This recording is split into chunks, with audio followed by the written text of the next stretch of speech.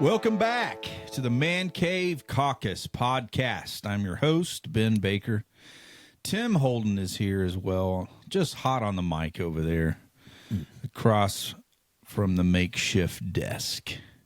And Detective Joel Mace is also here doing all the things over there, just melted into the pleather couch once again. We're back, and we are delving into this week's stories, Tim. No matter how bizarre they might be, we're going to get into it. So, but before we get into the top story of the week, just a couple of updates on, the negotiations with the president of Ukraine, Volodymyr Zelensky, and President Trump. J.D. Vance, we talked a little bit last week, the meeting in the White House that ended up with Zelensky kicked to the curb. But we got a little update on that, a little different take this week. So just watch this and see what you think about it from our great Twitter friends over there at Freedom Tunes. Mr. President, you're not listening to what we're trying to explain to you. Whatever. No one cares. Mr. Zelensky, it's very important that you understand what we're trying to tell you here in that... Whatever. Can you show a little gratitude? Whatever. Who cares? Who cares? My name is J.D. Vance. Who cares? How about instead of insulting us, you say thank you? How about you say thank you for everything we've done? Say thank you. I don't care. I don't care. Say thank you. No, thank you. What was that? No,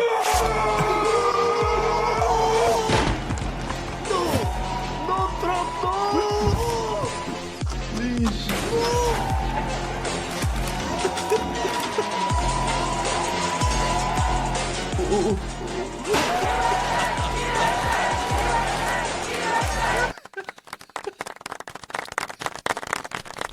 You totally kicked those. Have you seen any of the footage of the many visits to the WWE that Trump has made over the years? No. Is it like a compilation or? He's done a few.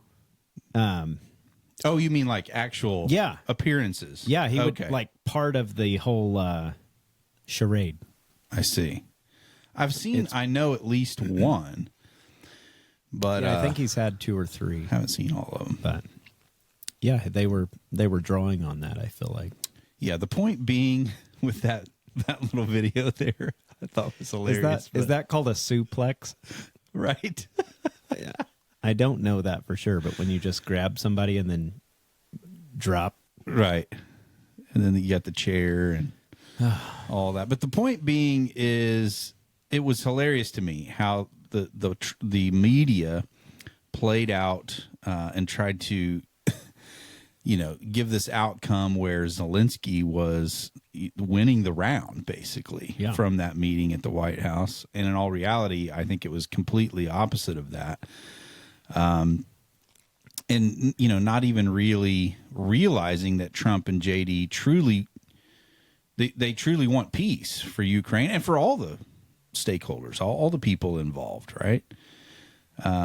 So I thought that was kind of funny, though, and a pretty good take on it. I saw somebody describe what happened there as he, and we touched on it a lot last week, but where he came in having he had already agreed that they were going to sign this. Right. It's already a went deal. around, got some Democrats to get him stoked and went in there to make a plea in front of the American people on live television. And that's why they were just so direct and we got to shut it down. Shut this down, because it really would have probably tugged on a lot of heartstrings and just painted just a bleaker picture for what's going on. And one that's not truly objective. So, yeah. And then I've got a video here where we go to John Crist. I don't know if you've watched any of his stand-up comedy, but it's pretty good stuff. And I think this nails it right on as well. The faux outrage. You've got all the people, their Ukrainian flags in their bios and all the different things, the keyboard warriors out there, So here's what John Crist had to say. I thought was hilarious. Everybody on the internet is like acting like Mother Teresa, dude. Just like on the internet, just like, we stand with Ukraine. I go, you don't even have custody of your kids, dude. What? It was pointed. Who are you talking to? Pick up your kids from soccer practice, then we'll talk about foreign policy, Kevin. We are living on stolen land. I'm like, you're stolen your parents' cell phone plan. You're on stolen minutes, Brittany. Who are you talking to? Brittany. Follow me on my fitness journey. You're on Ozempic, dude.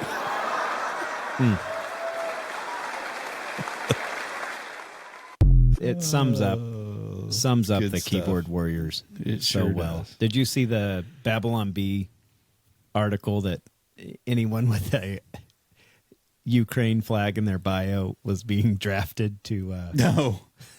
the Babylon Bee had it covered. Said anybody with Ukraine flag in their bio is being man. That's great. consider it volunteering for service. Right. Yeah. Why not? Right. So Big Al. next up, let's talk about the top story of the week, of course, which was the State of the Union speech with the joint sesh America. Congress.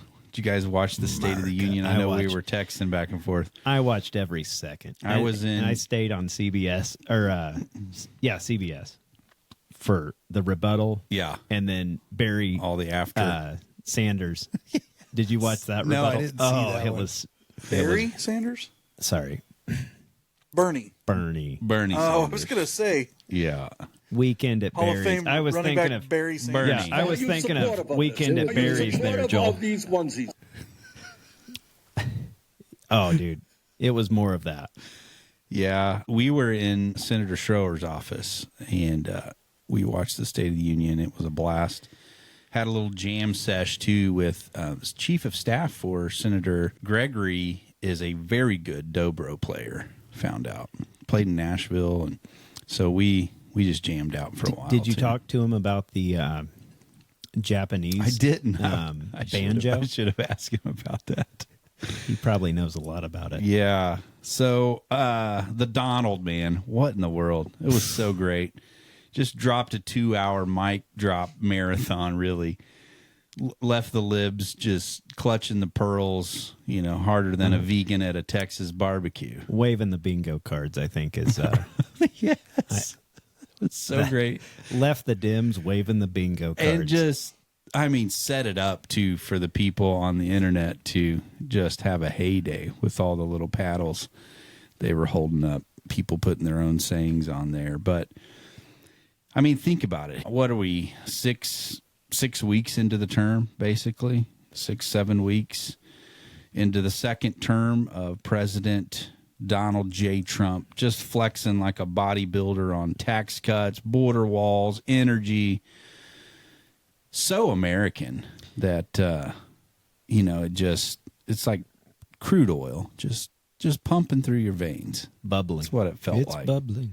Black gold, right? But yeah, America's back, baby. Did you see where the guy ripped that sign out of Oh, yes. the lady's hand on the way in? While he's shaking hands down the line. I so got the sentiment, but I'm like, let them wave their stupid Let 'em signs wave 'em. because it shows how out of touch. It And does. Just let that roll off your back because we're winning.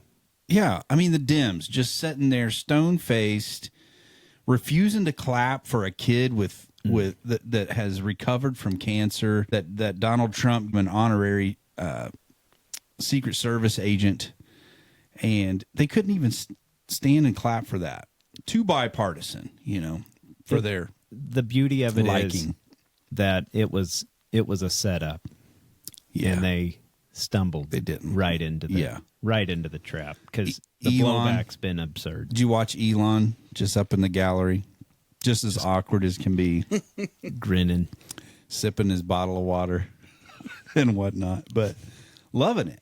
Just like you found a $1 trillion or something I was in the government couch cushions with Doge. I feel like if you watch Elon's body language, it's like he's not aware that he is the wealthiest, Right. possibly up there in the smartest. Such an anomaly. It's like he doesn't know. Yeah. He hasn't. Nobody told him. Right. And I love that. And then you've got Al Green, getting hauled out. We're going to play some of that here in just a minute, but waving his cane at Trump, It was a bad look. I felt like Such a bad look. I feel like if I was a Democrat, I'd be like, just take your lumps, but I'm not. It was peak Donald Trump for sure. Just kind of pointing out all the issues with the swamp and the brash, unfiltered Donald Trump that we all have grown to love. But yet, while promising planting a flag on Mars and what else, turning Canada into the 51st state, it's just greatness. I loved every minute of it. Just gold. I could have just sat there for a good 3 hours. Unadulterated winning. That's what it felt like to me. Of course, the other side, we're hating every minute of it. 5 minutes into it, right? Or maybe not even that. You've got Al Green throwing a fit, gets kicked out, breaking decorum, wouldn't shut up. And so here's how that went. Here's the clip from Al Green. He looks kind of like Danny Trejo and Mickey Rourke if they had a love child. You ever seen? I've never seen it, but I remember seeing the trailer for Machete. Yeah. Mm-hmm. Yes. I think he looks like that Geico caveman. Yes, I've seen a few memes with that one too. Yeah, so he gets all upset with Trump starting his speech out, and he just couldn't sit back and relax, Just take the proverbial political beating, just sit there like we had to, right? When Biden did his thing and Trump was dishing it out. So here, watch the video, see what Al Green had to say. It was all staged. If members continue to engage in willful and concerted disruption of proper decorum, the chair now directs the sergeant-at-arms to restore order. Remove this gentleman from the chamber. That would be a low point in my life. And he still couldn't shut up. Started shaking his cane at him still yet.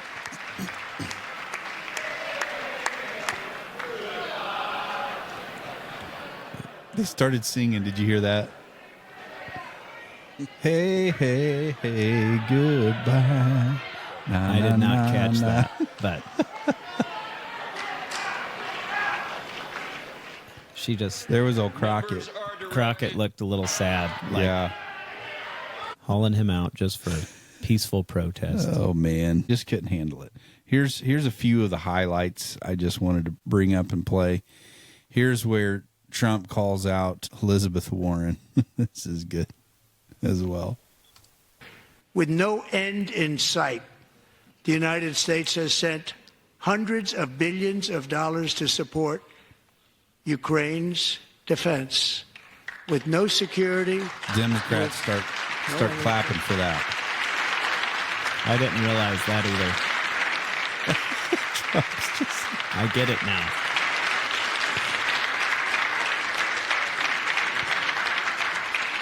do you want to keep it going for another 5 years? Yeah, you would say Pocahontas says yes.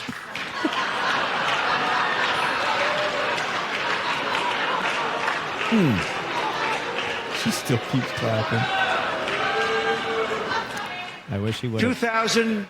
I wish he would have said Pocahontas like Rush used to. Right. So yeah, that was, I think, the only thing that Democrats clapped for and really celebrated. I didn't realize was that they had keeping the done war that. going in Ukraine. It would be so funny to take that and dub it over all of the slam dunk moments. Put pan to that instead of what it Right. did pan to. And just Pocahontas clapping with that look on her face. Yeah, I mean, it's unreal to me. they couldn't cheer for anything else. They couldn't celebrate a child cancer survivor who was made an honorary Secret Service agent. They couldn't cheer for Corey Compertor's wife and family that were there. And when he talked about that, or Laken Riley's family, couldn't stand up and clap and honor those people. Couldn't even cheer for a Kennedy that has been appointed to a cabinet position in the Trump administration. Couldn't clap for that. And Trump actually called him out on that one, which I thought was great. Yeah. Too. But here's Trump talking about that. Robert F. Kennedy Jr. He looked so uncomfortable. RFK? Yeah. When he was sitting down. There's Schmidt right there. Friend of the show. Our Senator Schmidt. Did you guys see Burleson? Yeah. Yeah. Burleson was just grinning ear to ear the whole time, man. When Trump said that about can't even get a clap for a Kennedy, he looked really uncomfortable. Yeah. Well, it's true though. Like it is. It's just crazy to me how that they act with this stuff. But that's from CBS News poll? Yeah. So here's what's interesting. All right. Oh yeah, Nancy Pelosi too. I've got one to show you. But look at this poll about Trump's speech.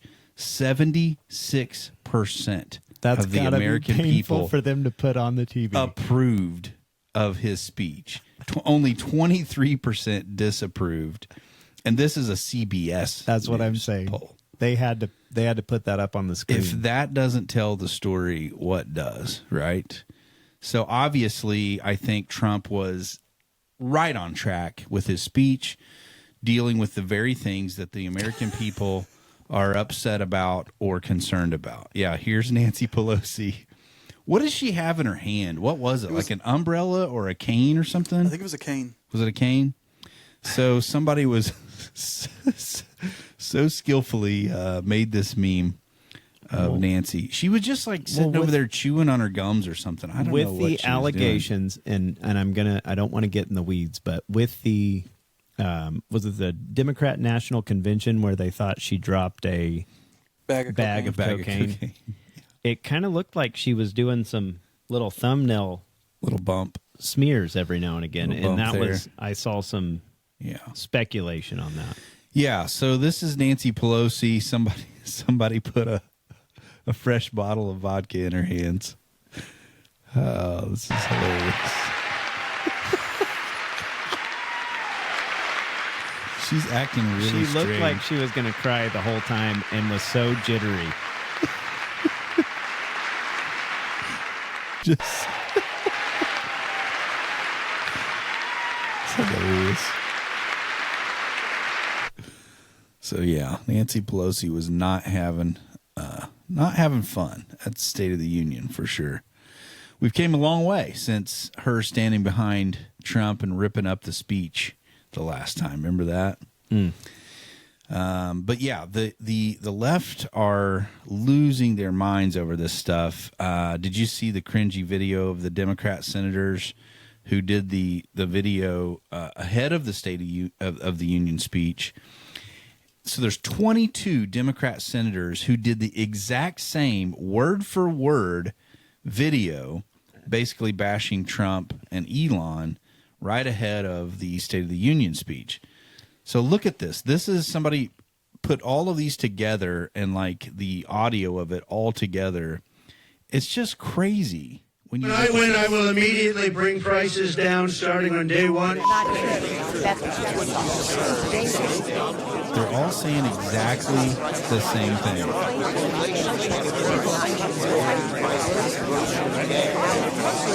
And if you watch any of them, man, it's really hard to watch it. Do you remember the compilation just like that with all the news organizations on COVID doing the exact same verbatim? It was reminiscent of that, but the does it feel to you like the media is kind of in a self-preservation mode right now? Yeah, I think I've never seen anything quite like it. I think they realize obviously what's actually taking place with independent media, but you still have these news outlets that are owned by progressives, right? So it's AP would stand out, right? But they can't help it, and even when they know they're on the way out, they're on their way out of the door, they still pull these shenanigans. And to me, it's like, it's almost like the consultants for these Democrat politicians too are seriously incompetent. And I was thinking about this the other day. Like, it seems to me like the Democrats have become the victim of their own manufactured victimhood mentality, right? Because they've created this stuff with DEI and for further division, so that then they can label others and cancel others that don't agree and call them a racist, call them a bigot. We see all of that, see through all of that. But they have literally become the victim of their own victimhood that they manufactured. They've created all of this, and then the party under the Biden administration, they implemented all this. They put all the people in the positions based upon skin color, based upon gender, based upon whether they were LGBTQ or trans or whatever. They filled all those positions with those people that checked all the boxes, the woke check boxes. It wasn't based on merit. It wasn't based on competence. Well, now you see the party like suffering from their own derangement when it comes to implementing their own policy when it comes to DEI, right? And of course, Kamala was a part of that as well.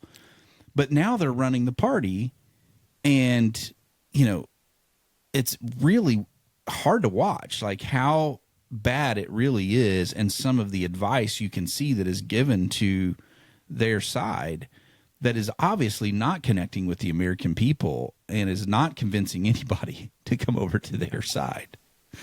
It reminds me of Princess Bride when he was matching. He said, "Never try to match wits with a Sicilian." Yeah. I think they lost track of which glass the poison was in. And, exactly. It's uncanny. It's coming crashing down. Now they've lost the election. They're kind of in a tailspin. I think the media is as well. The Democrats don't have a bench either. They don't have anybody that are real leaders that can relate to the American people, and it shows. If the midterms were today, how many of those senators, House people, how many of those do you think would maintain their seats? If it were today? Yeah. Very few. I feel like it would be a But unfortunately, turnover. people have a really short memory. I know. Voters have a very short memory. At this rate, I don't know that they'll ever win again. They've forgotten if how it to was win. today. If they keep this up, I tend to agree with you, Joel, if they keep it up like this. And these kind of antics, it shows that they have no competence. They have people that are giving them advice who are totally out of touch with reality and with the American people. So, like, in my opinion, it's like, let's keep it up, right? Here's another example. Okay, I'm gonna play this video. If this isn't something that is a perfect example of this, I don't know what is. This is Congresswoman Rosa DeLauro. We've talked about her before. She's as crazy as a loon. But she's in this video, and you can tell, like, she has no idea what she's saying. But it's a script that she's been given by some Gen Zer in her office. Like, say these words and people will relate to you. The younger generation will relate to you, right? That's what they're thinking, which I think it isn't that at all. And it's not going to have that effect at all. But just watch this video and tell me, like, again. She's crept to the top of the list of how did she get elected? Yeah. Are there really people that pick this to represent them? Watch this. Yo, this is the Ranking Rizzler on Appropriations, serving Connecticut's 3rd District. It's time to enter your dark academia Congress era. All right, besties. House appropriation is the money moves in Congress. We are not chasing the bag. We are the bag. Democrats are making life smoother through government funding. It's giving, it's giving. So Sigma, main character energy. But Republicans' project 2025 is mad sus. Eliminating the Department of Education? Negative aura points. Basically, the biggest phantom tax on the environment, on your education, and your rights. Big L posting it online, buddy. Democrats understood the assignment, but go off. See how I keep you informed? Very cutesy, very demure. Demure. Very cringy. Very cringy. One of the cringiest things I've ever seen. The cringiest thing I've ever seen is this church. I know you've seen it, but they decided to do a rap song. Oh. Do you recall it? I can't even say the name of it. Was Jesus is my bleep. Oh, okay. But it was a legitimate like church trying to be relevant, but it was like 80-year-old people that decided to do a rap song. It was rough. And it reminds me so much of that. It's like, how out of touch people. Nobody buys that. Well, it is. And all we can hope is that they keep it up. And, if they do, yes, Joel, I think we may never lose again, which would be great. Here's another one. So this was posted by one that we just love to play her stuff. But Jasmine Crockett, Congresswoman Jasmine Crockett, she posted this right before the State of the Union, and just watch this. Have you ever watched, by the way, before I play this, have you ever watched like her videos before she was elected, like while she was running for office? Mm-mm. And then what she sounds like and looks like now? Mm-mm. It's really crazy. Like she was very well spoken before while she was running for office. And now it's like she has, I don't know, completely transformed with this talk to, I don't know, I guess pander to or to try to relate to people. It's crazy. You have to look it up and watch it. But here's the video she did right before the State of the Union. Oh no! It's a cultural divide. I'm gonna get it on the floor. You really about to do it? 40 acres in the mule. This is bigger than the music. You really about to do it? Yeah, they tried to rig the game, but you can't fake influence. They get on it like that. Hey, I'm tripping, I'm sliding, I'm riding through the back like fuck. So she just flipped to hood. I guess so. So for relevance, that's the only thing I can figure out. Like, you have to watch some of those videos back to back, and it's really interesting to me, what she's trying to get across with her message. 40 acres and a mule lyric is a shout out to reparations. Is that what it is? Mm-hmm. Okay. That's what. Huh. Interesting. She also, I think on her video, she said something like, the State of the Union's coming up. Don't watch it, when she was putting out her video. That was the video that both of those kind of reminded me of, was Rapping for Jesus. Pastor Jim. I don't even know what to say. Colorick. And trying to be relevant. Is that what they're trying to do? Yep. So, next up, since the rise of Doge, we've talked about a lot, and Elon being involved in the cleaning out of the slush funds, the finding waste and abuse in the federal government, eliminating unnecessary programs and departments, and of course the left are just livid, right, about getting exposed, about this being brought to light. Organized protests are happening around the country, and one of the places where this is happening is Elon's Tesla dealerships. They've become a target. So I've got a video of one that was shot up this week at, I believe it was in Oregon, another Tesla dealership in Oregon. And I think it was the third violent attack just in that state, in the state of Oregon. This was the Tesla location in Tigard near Portland. Did you see the there's a huge picture collage of people of liberals rebranding their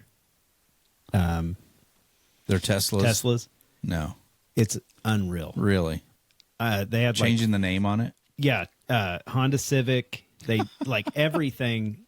Somebody put Toyota across the back of a Cybertruck. Oh my! It's a big thing right now. Wow. So they can't get out of the lease, so they just rebrand. That's the reality. Just put some sticky. You've got to look it up. Sticky letters on the back. It's they do it right. Like it.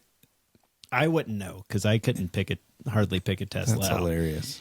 And all those foreign it's cars not like look it's the same. Elon's to me. name. Tesla isn't. Like why? It's just ridiculous. That's crazy. So yeah, here's a little video from Portland, or an area near Portland, at this Tesla dealership. Police taped bullet holes and shattered glass. Crews spent the day cleaning up the Tesla dealership after investigators say someone shot it up overnight Thursday, causing tens of thousands of dollars in damage. When employees showed up to work this morning, that's when they discovered the damage. Tigard police say someone fired at least 7 shots, damaging 3 cars and shattering windows. Fortunately, it happened overnight when employees were gone. I think the concerning thing for the employees is that it happened at all, and that one of those shots went into an office and into a computer monitor. Ultimately, we're just thankful that nobody was hurt. The latest vandalism comes just one day after federal investigators say they arrested a man in Salem for similar crimes. He's accused of throwing Molotov cocktails and shooting at the Tesla dealership there. Like in that case, Tigard police are now working with the FBI and ATF to determine if the latest vandalism is politically motivated. Tesla stores nationwide. Crazy. Police taped bullet holes and shattered glass. So this is the same place, wasn't it, where the trans person was? Wasn't that? Maybe it wasn't the same place. It was in Salem, I think. But there was remember we played a little bit of that, I think. The trans person who was firebombing and shooting up at a Tesla store as well. They must have or threatening to. Antifa incel in the area. Yeah, well, that's the thing. So Elon actually posted that some of these have now been traced back to Act Blue, which is the big Democrat fundraising platform. And I think it's really interesting to think about that. Like, obviously let me bring that up, the tweet that Elon had. He said an investigation has found 5 Act Blue funded groups responsible for Tesla protests: Troublemakers, Disruption Project, Rise and Resist, Indivisible Project, and Democratic Socialists of America. That's the different groups responsible for the Tesla protests. Act Blue founders, including George Soros, Reid Hoffman, Herbert Sandler, Patricia Bowman, and the Leah Hunt Hendricks. Act Blue is currently under investigation for allowing foreign and illegal donations in criminal violation of campaign finance regulations. This week, 7 Act Blue senior officials resigned, including the Associate General Counsel. And Elon said, if you know anything about this, please post in replies. Thanks, Elon. So obviously Act Blue is under fire for their illegal activity. And so, that's the biggest Democrat fundraising platform under fire. With regard to the town halls, look, we have Republicans who want to go out and be among their constituents and hear their concerns and dialogue with them. It's a big part of the job. But the problem is they're being ambushed right now by what are some, in many cases, paid protesters. You've got George Soros-funded groups. They're very well organized. That's one thing Democrats do very well, is this organization, right? And they go an hour or 2 early before the event. They fill all the seats. And so the actual constituents of these Republican members can't actually make it into the arenas. And so it's not a productive dialogue at all. They're just walking into an ambush. So we've encouraged our members to think thoughtfully about that. There are a lot of ways now with technology to be in constant dialogue with your constituents. You can do telephone town halls and get 10,000 people on the phone at the same time. You can have small group meetings with industry or organization groups or various parts of your community, and to be very productive. So we want to do the job, do it well, do it efficiently and effectively, and walking into a staged production like that doesn't serve anyone's interest. But with regard to the town halls, look. So I watched one on Twitter where I can't remember which senator or congressman it was, but he had a town hall, and it was a perfect example of this. Spaces. Yeah. Well, no, it was like an actual physical event. And the protesters packed it out, and they were shouting him down, and finally he just like walks out. He's like, I've got, something I need to get to, and he just leaves. And then they were making it look like he was trying to get away from answering questions. But exactly what Mike Johnson's saying is what's taking place in a lot of these is that it's the crazy people that are being paid to do this, to purposefully disrupt. They don't really want an answer to a question. Yeah. They just want a media event that looks bad for the elected official, right? And because of how that plays out. And so that's what happens sometimes. And you look at these paid protesters and who's funding this. I think it tells the story. We're going to take a break real quick, and we'll be right back, everybody.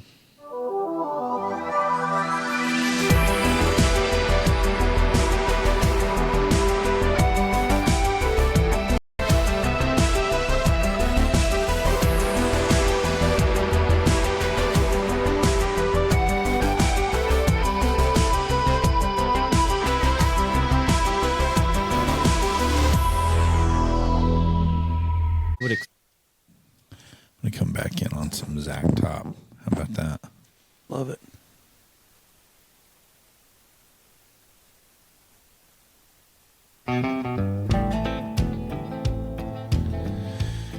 And we're coming back from the break. A little Zach Top here for you for just a second.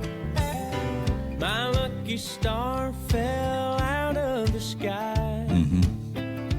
Right before my wishing well went right. You ever heard this song? Seems every which it's really good. I've been avoiding old Zach. I don't know why. There's a black cat crossing the road. Played the lottery with last month's Seems too good to be true. It's pretty good. I feel like his dad might be Tracy Lawrence. Bad luck was always hanging around.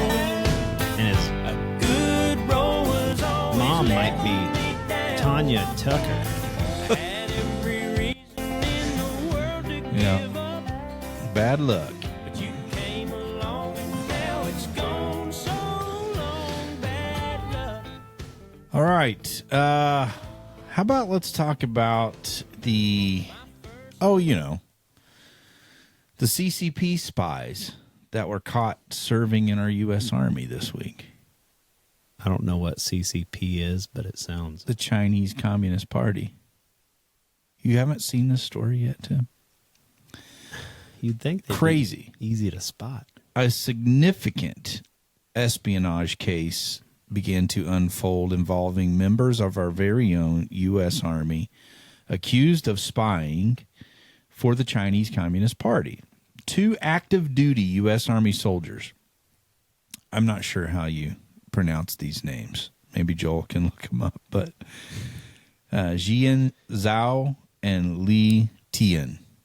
Sounds good to me. Stationed at Joint Base Lewis McChord, along with a former soldier, Royo Duan, were arrested following indictments by federal grand juries in Oregon and Washington. The arrests were announced on March the 6th.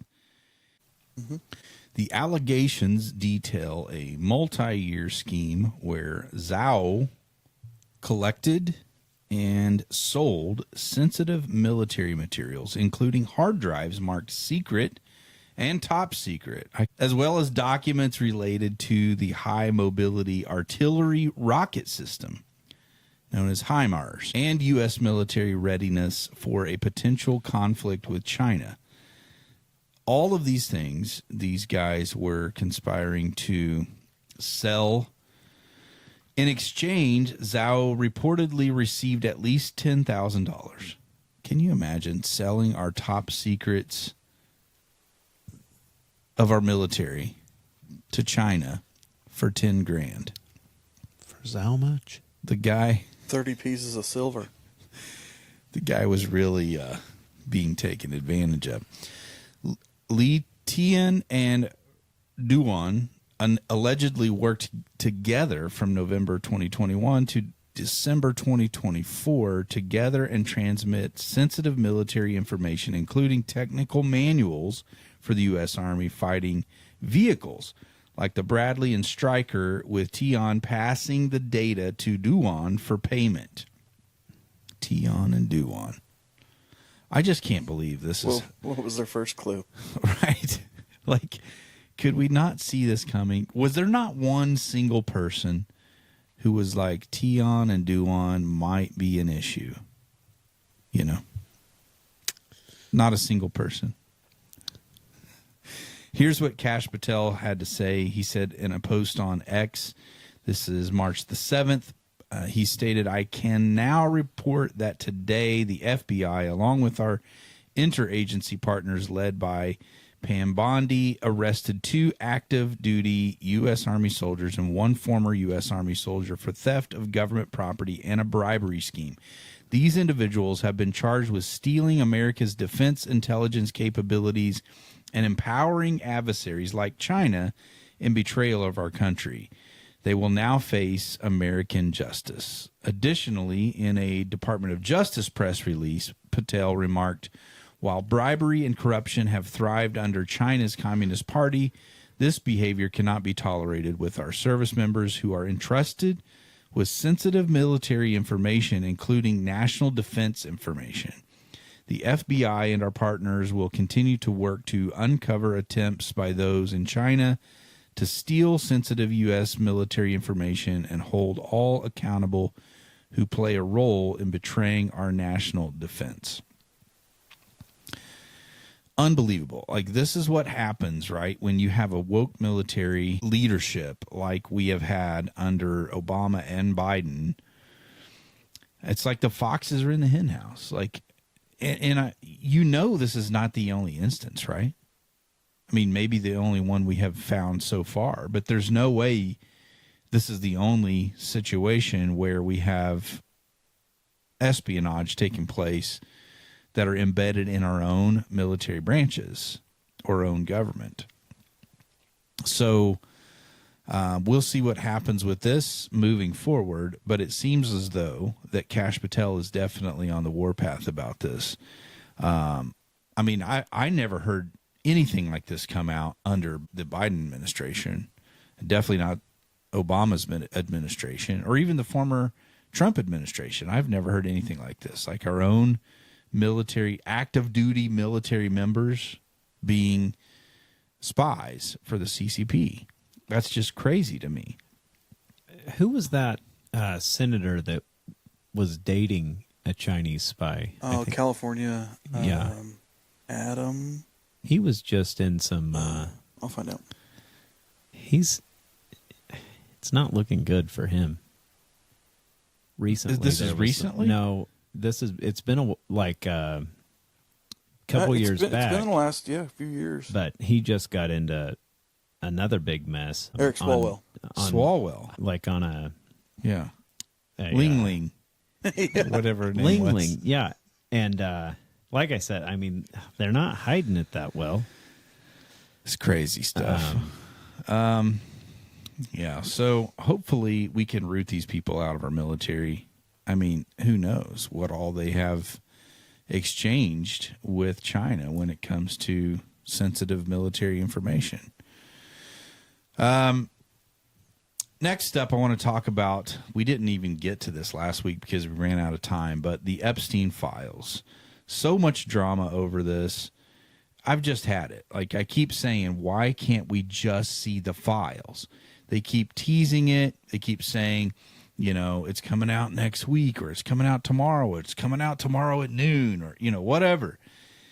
And we never see anything. Really, it's all just a big dramatized thing where we don't get really any new information. It's like that insurance commercial with the guy with a dollar bill on the fish hook. You're going to have to be quicker than that. You're going to have to be quicker than that.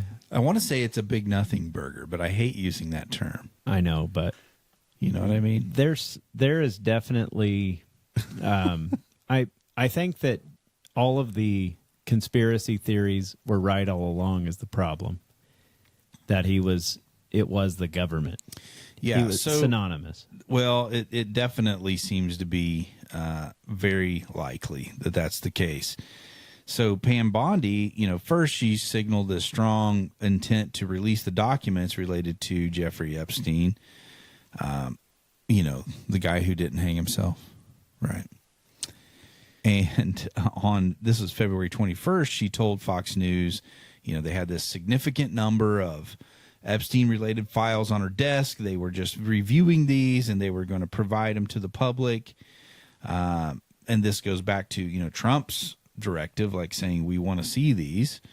He kind of campaigned on some of this stuff. And then she teased this release date of February the 27th, promising a lot of flight logs, a lot of names, a lot of information. And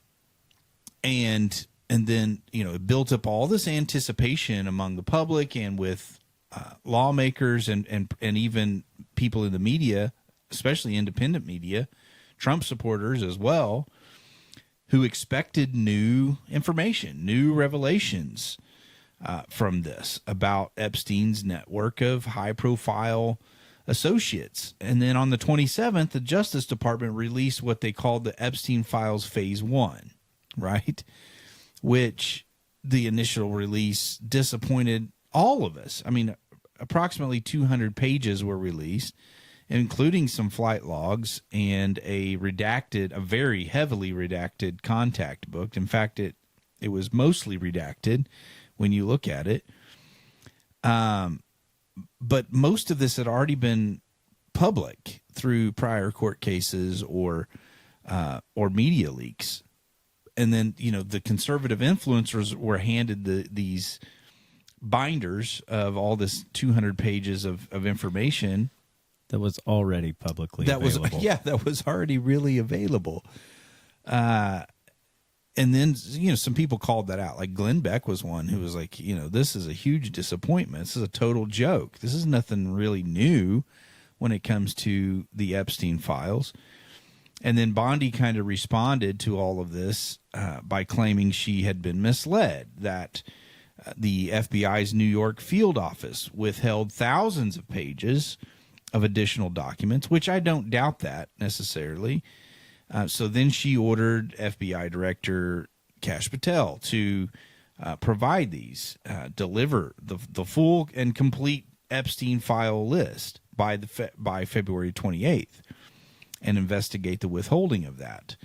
And then crickets. Fast forward to March the 4th. Then Bondi announces on Fox News with Sean Hannity that a truckload of evidence, she says, has been delivered from the Southern District of New York to the FBI headquarters, meeting the deadline. And she said the FBI was reviewing these thousands of pages as fast as they possibly could to redact the victims' names, promising, imminent release of this information. But then there was a shift that I think took place for whatever reason, because the next thing you hear is Bondi indicating that some information might remain redacted, not just for victim privacy, but also for, and she made the statement, national security concerns, prompting a lot of frustration by many of us and a lot of speculation about why. Then all of a sudden she's saying that there's national security concerns. So, and then when Sean Hannity kind of pressed her on this, whether, the national security redactions would go beyond just victim protection, then she didn't really clarify it. And just kind of left it. It stinks. Very ambiguous. It stinks. Let me ask you this, and answer honestly. Can you think of a reason good enough in your wildest speculations? Can you think of a reason good enough that the American people can't handle? If it were Trump, And I'm not saying that. I'm saying if it were, would you still want to know? I would still want to know. I would still want to know. No, I don't. I've thought through that as well. Like, what would constitute saying that the American people can't handle this? Or the world, unless it was Xi Jinping. I mean, yeah, unless it was something that really revealed how America had betrayed our allies or were, compromised our allies. Which happened. Which could be. I mean, people have talked about Epstein being a part of, the CIA. They've talked about him being a part of the whatever it is, the elite Israeli group, whatever it is. I can't remember. IDF? No, it starts with an M. Mossad. Mossad. Yeah. So I don't know. I mean, it's just like, if this was the case, then never in the beginning say, we're going to release all this. Never in the beginning would you say then, here's the deadline, give us the stuff, we're going to make it public, unless maybe she hadn't seen it all. Then she saw it when they did deliver the truckload of evidence, and then, that's when she began to backtrack. I don't know. Goes back to Kash Patel claiming that he had seen it all. Mm-hmm. Well, maybe, what is it all? Do we believe their story? Right. No. That maybe the FBI is in such shambles that all their files aren't corroborated. Well, that's for sure a possibility. There's probably, without doubt, layers to this that, Kash Patel thought he saw it all. There was stuff that the national security stuff they're talking about. And I get it. If all of our allies, if they had Prince, at the time, UK's the artist formerly known as Prince. No. Prince, was it Prince William that was on the list? William, Harry? No, their dad, sorry. Wasn't it William? Yeah, Prince William, I guess. But that's Charles, it all. Prince Charles. Yeah, he was allegedly on the list. If the CIA compromised Prince Charles to get him to fall in line with whatever, they were wanting to do, how do you admit that to the American people? That's where I'm at. I think that.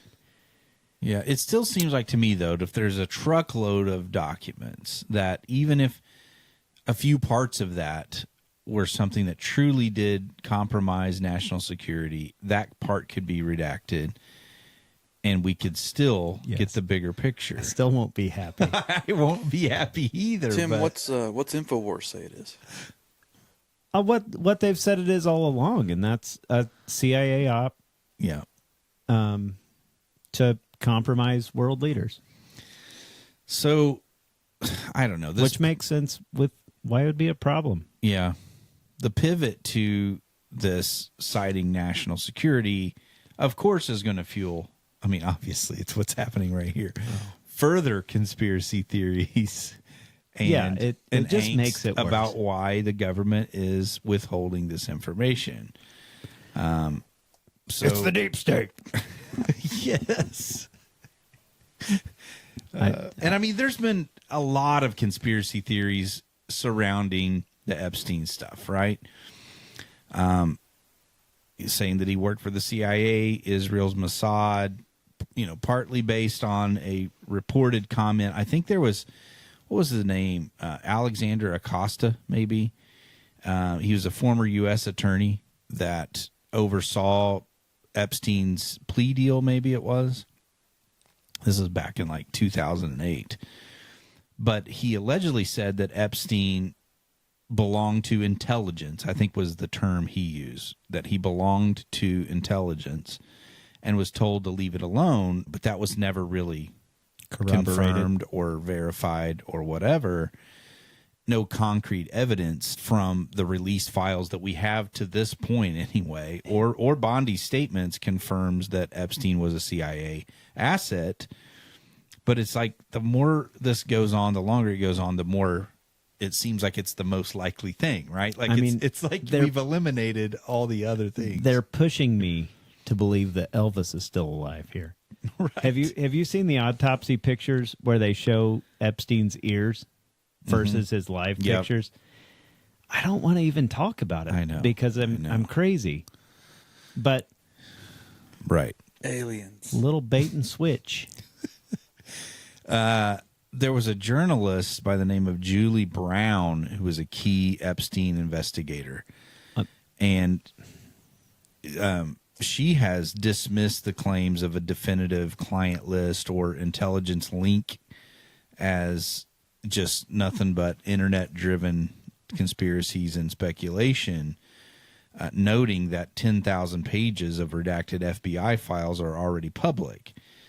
So, I don't know what to believe with this, but what's happening now? I mean, Bondi appears kind of caught now between the pressure from the Trump administration and the people like us wanting this information to be made known. And then also between maybe illegitimate like national concern, security concern. I don't know. Can I go on record saying that if Diddy hangs himself,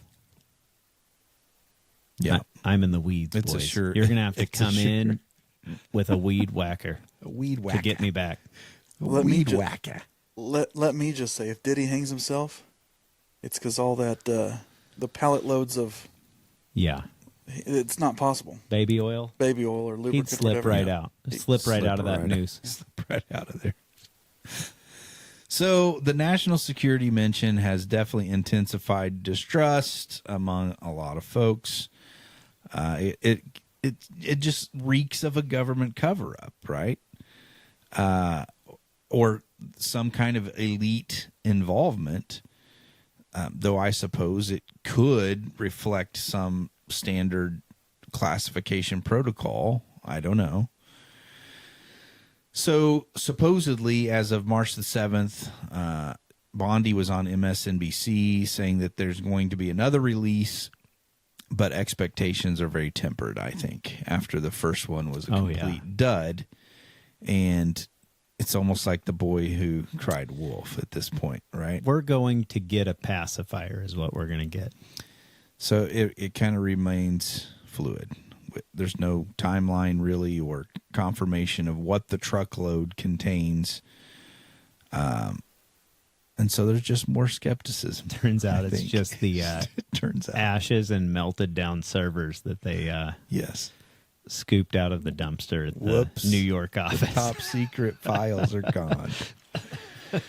But then I find this video on Twitter where this is an alleged victim of Epstein's making some wild claims about Epstein shape-shifting and into some kind of demon. Give me my hat. Right. Is what it sounds like. But I don't know how legitimate this is, but I thought this was crazy stuff. Listen to this. Yeah, let's talk about that. So waking up in a lab, this was not on the island. This was in New Mexico. On the island, I saw him Okay.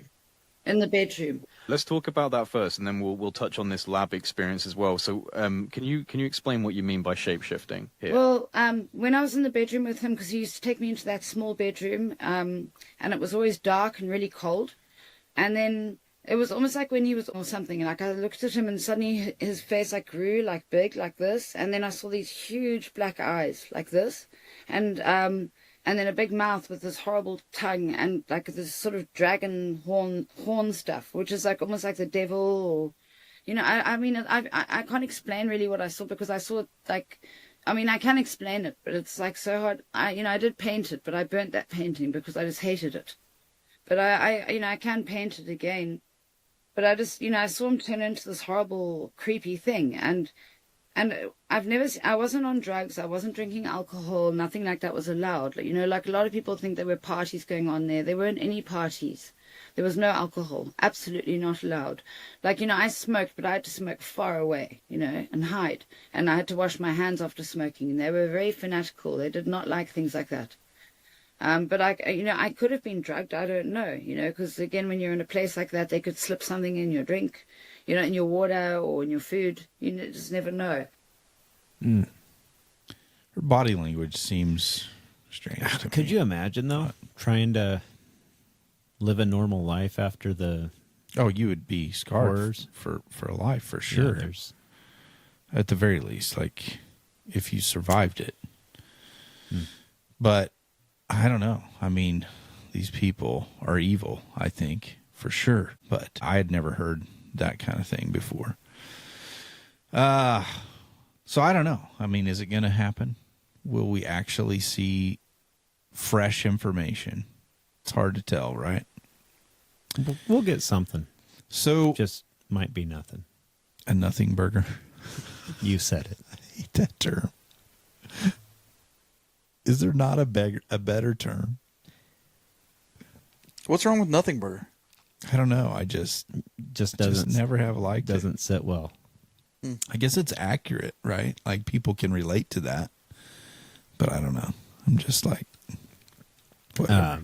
The senator from Kentucky, he would say, a bag of unicorn farts. What's his name? Massey? No, he's the funny one. He's Kennedy? Kennedy. He's not Kentucky. Louisiana. Louisiana. Louisiana. I don't He's know why hilarious. I thought Kentucky. Yeah. Just a All bag right. of unicorn farts. Next up, Gene Hackman was found dead in his home this week. And his wife. You're pulling me into the weeds this week. Killing me. This is facts, Tim. This is not the weeds. No, you. Very strange story, though. That's what I'm talking Very about. strange story. Here they are. So here's the press conference with law enforcement on this. Did you see that there's only been 7 cases of what killed him? Or killed her. Killed her, sorry. The hantavirus thing? Yeah, 7 cases of it in New Mexico. Crazy stuff. Listen to this. This investigation started on February 26th with the discovery of Mr. Hackman and Miss Arakawa and their dog at the residence. I just want to do a short recap and then touch on some new information. As we know, both individuals tested negative for carbon monoxide. City Fire conducted tests and deemed scene safe for deputies to conduct their investigation. The preliminary pacemaker interrogation results were released last week, and I'll let Dr. Giral touch more specifically on those results. The gas company in New Mexico, they also did an analysis of the residence, and they found one minor leak in a single burner on the kitchen stove, which was 0.33% of room air, which was pretty minute and insignificant. Since that time, Xena, the deceased dog, has been taken for necropsy at the Veterinary Diagnostic Services, and we'll be awaiting those results. So we don't have the results from the dog yet. Let's speak a little bit in reference to the timeline for Betsy Arakawa. We know from our investigation, I will say this, that on February 9th, 2025, Gene Hackman did not look like this in these final days. No. Have you seen a picture of him? Yeah. she picked up Xena from Gruta Veterinary Hospital. There was a procedure that was done with the dog, which may explain why the dog was in a crate at the residence. Let's move on to February 11th, 2025. Mrs. Arakawa had an email conversation with her massage therapist at about 11:21 a.m. Moving on into the afternoon, Ms. Arakawa was at the Sprouts Farmers Market between 3:30 and 4:15 p.m. Ms. Arakawa was seen on surveillance video at the CVS pharmacy in Santa Fe from 4:12 to 4:20 p.m. She then stopped at a local pet food store at about 4:54 p.m. Her car was seen on surveillance, and the remote control clicker that is assigned to her and her vehicle was used to enter the subdivision to gain access to the gated community at 5:15 p.m. Numerous emails were unopened on her computer on February 11th. There was no additional outgoing communication from her or known activity after February 11th, 2025. Cell phone information, the cell phone information and the cell phone data is pending. We're working with state police to get the information from those phones, but our investigation shows that all the last known communication and activity from Ms. Arakawa was on. So they're saying that she died like February 11th and he died like a week later. Yeah. And he never reported it. Which they also said could be just convenient, but he did have dementia. Right. Alzheimer's. Yeah. So. But heart disease is what was the actual cause of death, they said. It's a silent killer. Yeah, but I mean, if depending on how bad the Alzheimer's was, it would kind of make sense that he wouldn't have the facilities to do a lot. I don't know. It's crazy stuff. You would think you'd kind of have a panic attack and like call 911 though. You would think. One would think. I don't know. I've never had Alzheimer's. But yeah, which I don't think it was like late stages of it though. Yeah. They usually have, like during the day they might be good and then sundowners types. I don't know. Who knows? Yeah, just a lot of weird stuff having to do with the death. And then the dog. Like, what explains the dog? They said that she got hantavirus from a rodent bite. That's where it comes from. That's the only place it comes from? I think so. Wow. I mean, I could Google it further. So that's also crazy to me. Like, are you so incapacitated somehow that you're letting the mice eat at you? Or whatever.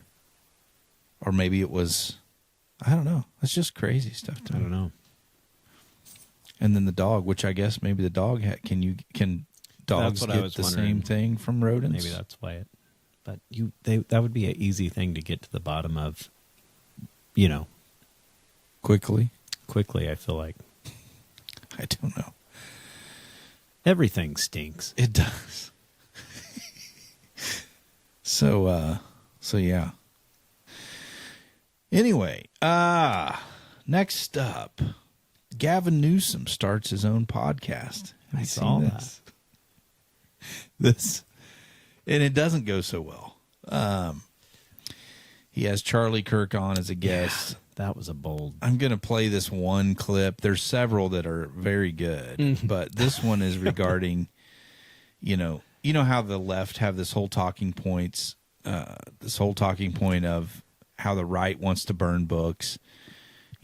He goes into this talking point, and Charlie Kirk just decimates him. Ben, if you were going to have the first guest on your conservative podcast, would you go straight for Lex Friedman? Right. Right. No.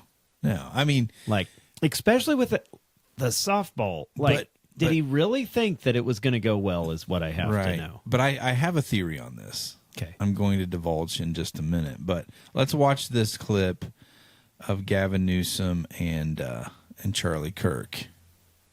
How about the book ban stuff? On a serious note, 4,240 books or titles, libraries and schools were banned in 2023. Is that not, as a conservative? Well, it depends. I think we can both agree pornography should not be taught to 9-year-olds. Fair point. Okay, Fair. so that's a book ban. Fair point. Well, there were some other books. Hold on, no. Bill O'Reilly's that book was the banned. Moms for Liberty contention. Time out. Yeah. Like, I agree on Bill O'Reilly. The Moms for Liberty movement that you made a big thing of was just no porn to 10-year-olds. Yeah. We agree. So those books should be banned. Well, okay. So what we should do right now is every California school that has porn in their library should be kicked out. Does that is include a the book Bible? Ban. Well, I wouldn't say the Song of Solomon is porn. No, but I mean, some have made that point. Is that a fair point, or is it offensive? I don't think that's fair and as at a man all. of faith, and I deeply admire that about you. Thank you. Sincerely. Yes, but no, I mean, again, the Song of Solomon is rather risque. No, it's but what we're very, talking about but- in these books is not just the words, it's also the images. And again, your audience can look at the images themselves. Okay. It's highly graphic. But again, But it seems a banning binge. I mean, at next level, sort of cancel culture. But why do you think moms are doing that? Do you think it's because they want to have mind control, or do you think that they have come across incident of highly provocative material? I love moms, but this moms, I mean, we don't have to get into Moms for Liberty. It seems you brought up the book bans, deeply, though. I mean, deeply organized for a larger agenda, but that's my humble opinion. But let me just, kind of complete the point. Is that it's easy to just call it kind of a book ban, but when you actually have to read some of these books, it will take your breath away of some of this stuff, right? You're like, okay, we're teaching a 10-year-old how to put a condom on. I know. I just have a problem with, who the hell is going to decide that? Government? I mean, Ron DeSantis is going to decide what I can read or say in the boardroom, in the classroom. This is the exercise of politics. Should be able the exercise to decide of politics that. is the highest form of community because it blends morality and sociability. So what we do is we have discussion and elections, and we have boards and commissions, right? And we as a people say, okay, school no porn for libraries 10-year-olds. are government. Yeah. And that's politics, right? Yeah. So yeah, that was Gavin Newsom. That's just one of the topics they talk about. There's several others when he was talking with Charlie Kirk that is just, it's golden. But so all this to say, like, back to your point, Tim, like, why would Gavin Newsom pick Charlie Kirk out of all the people to be his first guest on the podcast? I feel like it is the ultimate display of narcissism. Yeah, thinking that, you can handle it, thinking that you can take on the person you might disagree with the most. Shapiro might have been, he would have been way up there. Matt Walsh, maybe that's next. I don't know. Yeah. I'm all ears. That'd be great. But here's what I think about this. Like, I think this is the beginning of Gavin Newsom I'm smelling transing into a Democrat centrist is what I think. I Nice think choice of words polishing. You like that? Transing. Polishing the old political turd. And also trying to relate to the younger generation, the podcast, right? Independent media, which is a big deal. So he's going to run for president. I've been saying this for a long time. Kamala's going to run for governor in California. I think that's the deal probably that's being made out there in California. So here's the thing. Like, agreeing with Charlie Kirk on because the other part of this segment, they talk about the trans stuff. They talk about transgenders playing in women's sports, the biological men playing in women's sports. And Gavin just agrees with Charlie Kirk because he's like, yeah, you're right. It's not fair. I have to say, I did not listen to the whole thing. I saw the hot takes.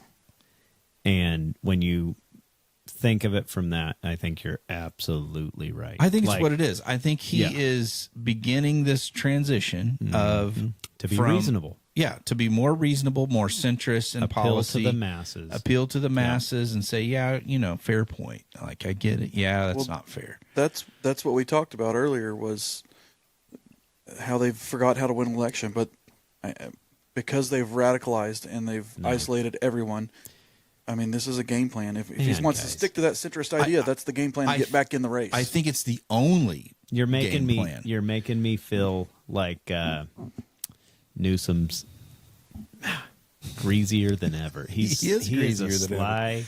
Because fox. You're right. He will morph into whatever he has to morph into in order to win an election or to be viable in an election. Will it work? I don't think it will because, just the way in which he gets owned on his own podcast with Charlie Kirk signals that they don't know even what it's like to be in touch with the average American and with reality. And I think you're right in that narcissism, like they think they know it all, but their bubble is so weird and elite and so not in touch with normal people. You shredded my theory on the narcissism because I think you were definitely more in tune to what was going on. Well, I think though, because the narcissism does figure into it that. So I think it is planned, and I think it is something that he thinks this will show, that I'm more centrist if I agree or whatever. But I think the narcissism is still there in thinking that will work. Yeah. Right? and that people if you won't had see to through it. But if you had to throw a noodle at the wall, that's a great place It's to the start. only That's the best player on their bench. It is. Yeah. And that is the only thing that will work to try to win the center back. Yep, I believe that. It's the only path to even coming close to winning in 2028. It doesn't work on us because there's not a word that could come out of Gavin Newsom's mouth that I we would believe. put any stock in. Right. But on the general population, Mm-hmm. you see a reasonable guy. Well, that's what Biden did. Is he appealed to the centrists and before he won, and then whenever he took office, he was radically left. Locked himself in the basement for a lot of the campaign. But it was like a return to normal. It was. Centrist pitch that he threw. Yeah. And he was nothing of the sort, But which is man. exactly what Gavin will be. Oh yeah, if not God worse. forbid that he. If not worse. And if because we he's didn't at least a sentient thinking person. No, I don't think that he's not smart. I really believe that he is real smart and real devious. But again, I think it's probably a consultant that's saying, here's what you have to do. Start a podcast, get somebody, let's say Charlie Kirk, That's the scary part is he has a consultant that might be giving some good advice. Right. I would much rather him get with the Connecticut District 3 consultant. Yes. Because Rosa DeLauro I can deal with that. Like consultant. I feel so like demure, so cutesy. So cutesy. The word she was using. Fleek. Yeah.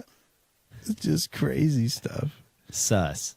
The Project 2025 is If sus. I ever use the word sus to describe something. I don't even know what most of those terms even mean. I don't. And I don't care to know. She certainly didn't know what they meant. She certainly didn't. I don't think that word means what you think it means. Right. So we'll see as Gavin makes his transition, identifying as a moderate, and if it will actually work and people won't see past it. After this mess with the fires and stuff, he doesn't have a lot of negative ground to gain. Yeah. So, I mean, it is. I think that's the only path. And I think they're seeing that. I think you're actually going to see the Democrat Party moving away from some of these issues, like the men playing women's sports. I've seen in the past couple days, Gavin Newsom was one. There's another Democrat senator, I can't even remember whose name it was, also saying that, you know what, I think I've changed my mind. I think you're going to see them moving away from some of these issues that are so strong when it comes to both parties that oppose these radical 80-20 issues. Yeah. Because, again, they have no choice. Could you imagine, no choice. Could you imagine seeing those numbers on a CBS poll? Right. And not thinking, oh, wait, the math ain't mathing. Mm-hmm. Right. It ain't, no way. Yeah, working. they'll never win again is reality as it stands. Yeah. So what do we do from here? That is the question. Next up, a Massachusetts woman buys a house, and then the court orders her to allow a squatter to live in her own home that she bought. This happened in New York. I think we talked about it on the podcast about a year ago. This one's even more egregious, though, than that one was. So that one was like the people are gone and somebody comes and, squats in the house or whatever, and then they bring the law enforcement and they're like, no, you can't do anything about it. This one is even crazier. So here's the stories from Not the Bee. It says the housing market's still utterly insane right now, so it's doubtlessly a relief when a prospective homeowner finds and buys their dream home, unless, of course, they're told they can't live in it. It says the nightmare started last fall when Megan McIntyre and her boyfriend decided to move back to Plymouth and purchase their own home. Months later, instead of moving into the house they bought, they are forced to rent an apartment while also paying the mortgage on a home they aren't allowed to live in. Instead, someone else is living in the house, a squatter. McIntyre said it's like a never-ending nightmare of her attempt to move back home to Plymouth. Turns out that Miss McIntyre purchased a foreclosed property. She was under the impression that it was vacant and move-in ready. But shortly before moving in, they got a call from a former occupant of the house, someone who was never an owner, never a tenant, never paid rent, yet who had lived there to care for her mother and who wanted to move back in after her mother's death. It says, rather understandably, Megan said no, and that's where the nightmare really began. The next day, we got a call from the housing court that we had a court date. The judge ruled that McIntyre had to give the woman the keys and allow her to stay at the house. Man, why can't something like this happen to me? It's so insane. I would not call the police. I would not break the law, but they would move out. Could you imagine all the ways we talked? I mentioned this with the Venezuelan gang. Like, you could make the living situation miserable enough. Right. Like, I would gather up all the skunks, because it's going to go away eventually. Park them in the crawl space. I'd be pumping methane gas in there, just enough to cause problems. Here, listen to this, Tim. It even gets worse.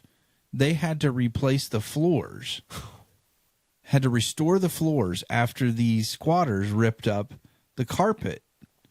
McIntyre's paying the utility bills, even had to put the woman up in a hotel and pay for her meals when the heat stopped working in the home. Oh, okay. So you can't... so she's literally... So she's a tenant, and you're the landlord. But yet, you're not getting paid. You're paying to take care of them. Landlords don't even do that for paying tenants sometimes. She estimated they are paying around $10,000 a month. Sheesh. Just in housing. Can you believe How this? can they make you, though? Under the deal that they finally made, listen to this, the woman gets to stay until the end of March, and McIntyre has to pay her $7,500 to put toward a new apartment. So she's given the squatter a golden parachute just to get her out of the house. I would go full on Granby, Colorado on that. Killdozer. Marvin Heemeyer. Marvin Heemeyer it up. Right. No. That's man. Put me away. Yeah. I just it's hard for me to even fathom that kind of thing. Like, I would just be like, no, it belongs to me. I'll take care of this. Like, I would not call the police. I do know that. It's so crazy.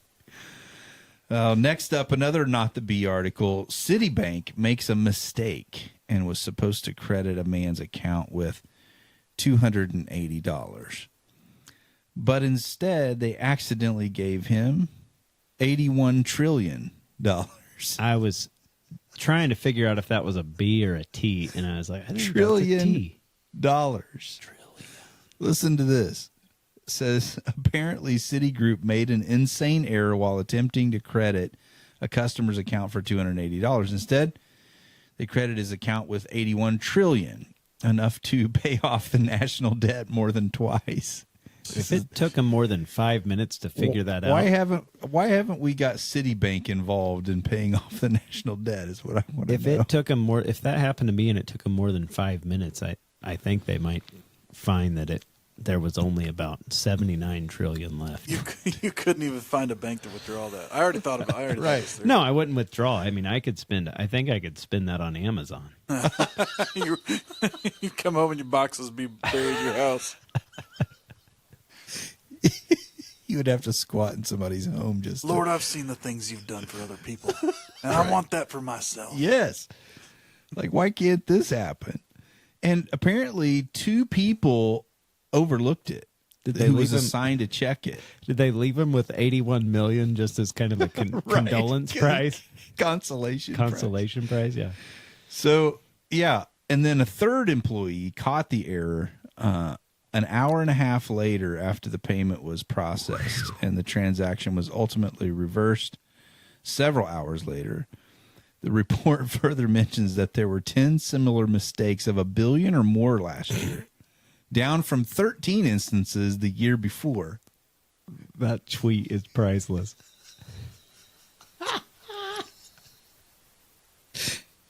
Yeah. The tweet, somebody said, they fixed the error, but the government still recognizes it as income, so he owes $40 trillion in taxes. I can't believe how many of these errors there are. I mean, that's crazy stuff. You ever play the game of life? The board game? Oh, yeah. Bank error in your favor. Right. That is definitely the definition of a bank error in your favor. You get to keep the money in life. Right. Here's somebody else's tweet. Citigroup just did Biden math. Off by trillions, no clue where the money went. Sounds about right for the swamp. Oh, man. I thought, why can't I have a mistake like this?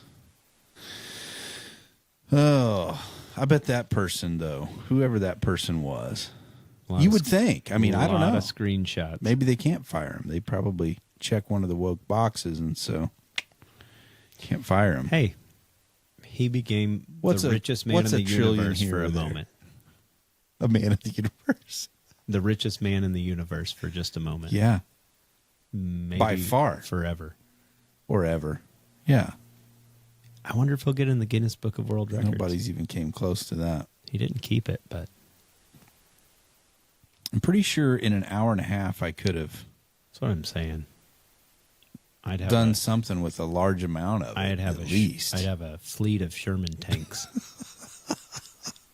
Man, if anybody struggles with knowing how to spend money, shoot me a message and I'll help you.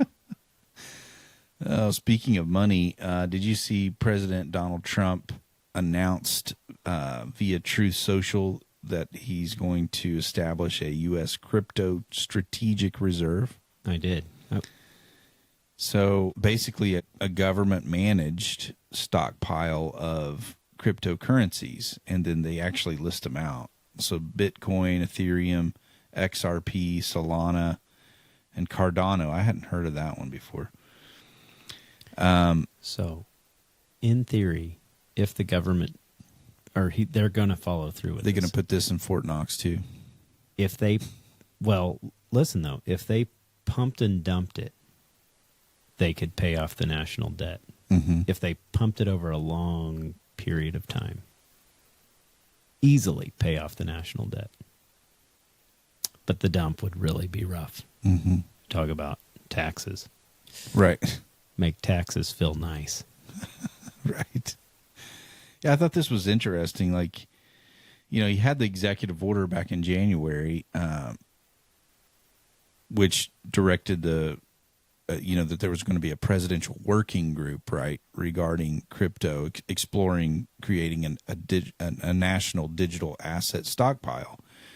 Things that were like seized through law enforcement actions or whatever, and they could put them in the crypto reserve. That's something that I've always wondered about, is the government seized all that Silk Road money or Silk Road cryptocurrency, and then just slowly...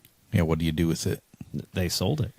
Yeah. And every time they did, there was a big bump. It was a pretty good, fall. Yeah. So, because of the... But I always wondered if there's anything to, cryptocurrency, if it's really the long game, why they didn't keep that. I don't know. Yeah, it's interesting because I remember back when Trump basically just kind of wrote off crypto, like his first presidential administration. But that's obviously changed, whereas now he's got his own meme coin. Yeah. And I don't know if, what it was exactly that changed his mind on that, but I think seeing the opportunity for investments in the U.S. might be clouding. I believe he's had meetings with a sailor who I don't trust as far as I could throw him. The people that he's... Bye-bye. Yeah. Yeah. I don't know. Yeah, so I don't know. There's a lot of people that are even... I just got it, Joel. Sorry. that are even big into crypto that are skeptical of the plan there for the national stockpile. But it pumped crypto for about 8 hours. And it was probably 24 hours. But Joe Lonsdale, he's a big tech figure billionaire. And he's a big Trump guy too, but he called it a crypto bro scheme. That's what he called it. So interesting. He, just saying that it's a misuse of tax dollars to do that. So I don't know. A lot of questions with that. Will it only rely on seized assets, or will new purchases be funded? How large will it be? Does it require congressional approval? I mean, these are all questions, I think. The government dumping all the Silk Road seized assets just is insane to me if they're now going to go in and buy it. I hope it's just seized assets that they keep. It would be, it's hard to beat free money. Yeah, for sure. But I would... If anybody was telling me they were investing in crypto, I would say, no, you're speculating in crypto. And I speculate in crypto myself. Yeah. But I ain't stretching myself out enough to get hurt. Yep. So hopefully they're just keeping seized assets. I think they should have kept all the Silk Road. It's insane. Free money. Find out, Yeah, because, it's just going to go up probably, especially if it's... Probably. I hope so. Bitcoin and some of the top ones, but it was a massive amount that if they would have just kept it, I think even now it would be, substantial. Mm-hmm. I think hundreds of billions. I should Google that, but it was a lot. Good question. So, last of all, on the podcast today, what we've all been waiting for, the J.D. Vance meme dump. So apparently at some point after the State of the Union, which, he's got some pretty good facial expressions, I will admit, right? Yeah, like Jim from The Office. Yeah. And even at the State of the Union, he had a couple of the side-eye looks. He had a couple of looks like I thought maybe he wanted to just go to blows, like on these people that were being disruptive and disrespectful, which I would have, I'd love it. Just come right off the dais and just go to blows, like fix it right there. But people began to make these viral memes of just putting JD's face on practically everyone. And it has been absolutely hilarious. And even JD has gotten in on it. He shared this one. So put it up there, Joel. This is the one. And I think he said something like when the vice president sees another JD Vance meme or something like that. And it's the Leo meme with JD's face on it. So there's one, but these things are so out of control. What else you got? It's hilarious. Watch this. Here's one. I'm scrolling Twitter the past few days, and it's just, you've got, and obviously a lot of these are made with AI, but you've got the Braveheart. JD Braveheart.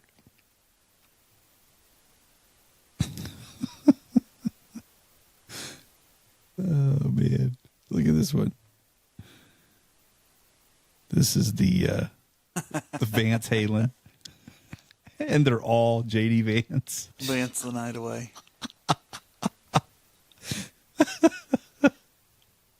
AI is so out of control, man.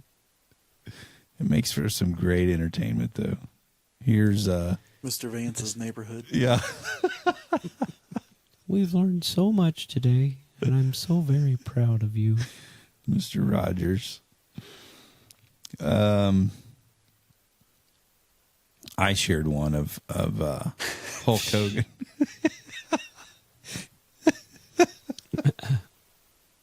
Is that great or what? I'm once again. Are you supportive of this? Are you supportive of these onesies? I thought that one was hilarious. I am once again asking for more J.D. Vance memes. It's good stuff. Old Bernie. Feel the burn. Bernie at the State of the Union was just in shambles. He just wasn't having a good time. The like a rebuttal cranky old man. the rebuttal that he did was pretty rich. Oh, here's Slim JD. Slim JD. That's so great. My name is who?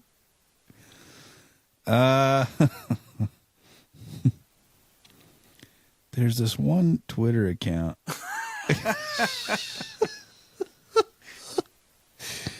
Yeah, the lady on the plane. This Twitter account, let's give him a shout out. Gator Gar. I'm going to follow him right now. Gator Gar had nothing but straight up J.D. Vance memes. Just all the way down through all of them. Let's see what else we got. Let's see. Here is the Kurt Cobain Vance Unplugged. Some of these look so great too. Like they're very real. What's the next one? Aliens. I'm not saying it's J.D. Vance, but Yeah. Ancient aliens. Yeah, documentary. JD Nicholson. There's one. I didn't see that one. Okay, this is my favorite. So this is J.D. Vance as the U.S. president. Okay. J.D. Washington. J.D. Washington. Adams. I thought Jefferson was probably the best one. Man, I think the best one was Abe Lincoln. Yeah, Abe Lincoln's good too. Look at these. John Quincy Adams. Someone has. Where did this come from? Somebody has way too much time on their hands. Gator Garsher, JD Beast. It's Mr. Beast. JD Jackson. JD Jackson. Harrison. Tyler. I guess it just doesn't take all that much time. Like JD Polk. Reminds me of my JD Taylor. Fillmore. I had Pierce. I told you Buchanan. guys about the There's Lincoln. Huh? There's a funnier Lincoln one out there. Is there? Yeah. Johnson. J.D. Grant looks almost like him. Yes. Yeah. Is he a descendant? J.D. Hayes, they didn't have to change much other than like that. Like the furrowed brow. Garfield. J.D. Arthur. Oh, these are great. McKinley. There's J.D. T. Roosevelt. J.D. T. Roosevelt. Is that great or what? Man. And then Taft. Like, I feel like I'm consuming all of this from a mind that thinks of Photoshop. Mm-hmm. And this is literally just done by speaking into your phone now. I know, right? Have you tried Grok 3, by the way? Yeah, I got it. I got a annual subscription. Lifetime, actually. JDFD Roosevelt.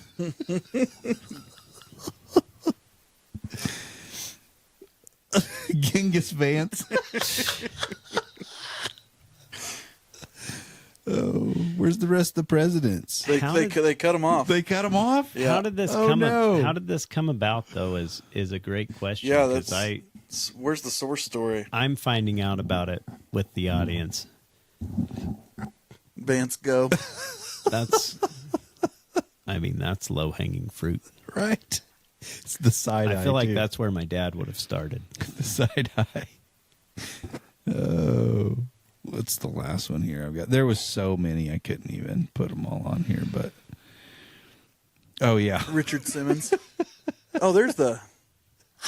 Did anybody do a Vance Heating and Air? That's so from great. The Office. Look at this. Let's go back to the Lincoln one. Advance AI. Oh yeah. There we go. There we go. That's great. I'm going to tell my kids that's Abe Lincoln. That's right. Oh man, it never ends. Like there's so many. I want to see the Jack Nicholson one though. J.D. Nicholson. There's a Mrs. Doubtfire one. Bob Ross. Blob Ross on the top there. The Godfather. One does not simply stop making J.D. Vance memes. There's the Elvis. Napoleon Dynamite. Oh, I haven't seen that one. Oh no. Goodness. They went and did Steve Irwin. Oh. Yeah, I saw the Steve Irwin one. Oh man, it's just too much. It's just too much. There's a little Kipstick for you. Tim. Infowars. What's that guy's name? Is that Alex? Yeah. Yeah. They're turning. Alex Jones. They're turning the memes. They're turning the frickin' Vance memes gay. Man. Good stuff. So, anything else? Man. So many things. My mind is Tim's clear. going to be making J.D. Vance memes with AI my evening, all night. My evening is full. Oh. Yeah. Grok 3 is pretty wild. It is. Yes, it is. It's getting crazy out there with AI, for sure. All right, everybody, you know the drill. You can go over to our YouTube page, which is the Mancave Caucus at YouTube. We have our videos up there. We're trying to keep up every week. And so you can subscribe. We continue to get subscribers on YouTube, by the way. And then on the audio podcast, you can go over to Apple, Spotify, Amazon, any of the places where you get your audio podcasts, and you can like us and follow us there as well. And then just take a minute and leave a 5-star review. That really helps to promote the podcast and keep us going. So, hey, with that, God bless. Ciao, everybody. There it is. There it is.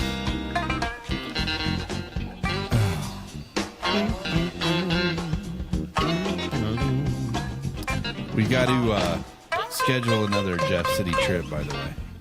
I'm 100% on board. Yeah. Got to figure it out. We're going to do a joint podcast. Live from the Capitol. That's right. It's going to be great. I always say everything's live. It doesn't have to be live. Right. Live is tough. Uh-huh. Then you die. Yes.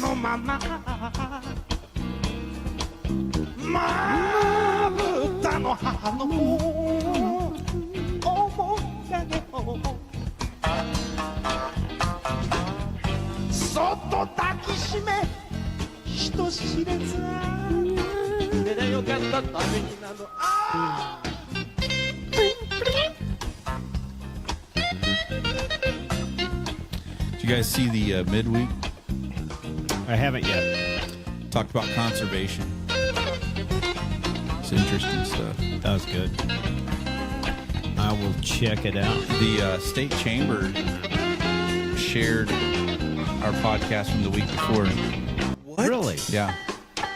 Because I talked about Prop A and all that stuff. So they shared it on their social media. That's incredible. Yeah. It's good stuff.